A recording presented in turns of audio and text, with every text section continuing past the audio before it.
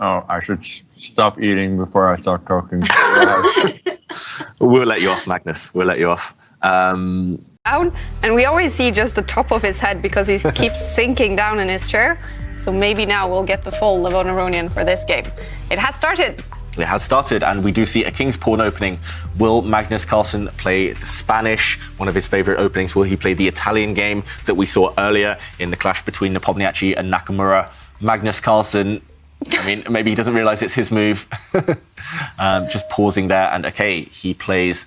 I mean, we call this the four knights defense. You can understand why, because all the four knights are out very early in the game. So the four knights defense right now, there are options. You can aim towards opening up the center quickly, which Magnus Carlsen does.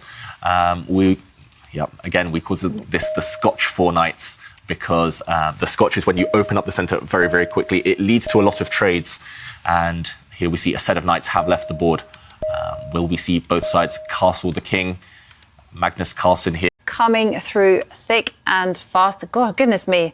He is eating away, right? Yeah, it's surprising to see him do this. Yeah. Okay. Meanwhile, I'll try not to get distracted by Magnus's meal. Meanwhile, on the board, it is equal material. White's queen is nicely placed. It will be time in a moment to start developing, to get castled. If you look at the clock times as well, Nepomniachtchi, he's gained a minute and a half since they started. He's played every single move instantly. So he's deep in his preparation. Remember, these guys have worked together before. Jan Nepomniachtchi has acted as a second for Magnus Carlsen. So Magnus knows what Nepomniachtchi's opening tastes are, how he studies the opening stage. They know each other very well. And I mean, Magnus here, I'm surprised he hasn't just castled his king and then started eating, because that's the most obvious move in this position. It's the only useful thing to do. Magnus, get your king castled and then you can eat in peace. Good mood, I see, in this video. Well, I was, probably he's really getting into it here, right? And, I was more solid. Like, you'd like to take it more easy. Try these king's pawn openings, these, what we call the open games. He's been a bit more direct, and now we will see what Magnus Carlsen has in store. As well as his noodles that we see him tuck into once again. No, not again. Second day in a row. They brought him luck yesterday. Why not again today? So Magnus Carlsen, just while he chooses how to reply to the Spanish opening, taking a bit of a break here.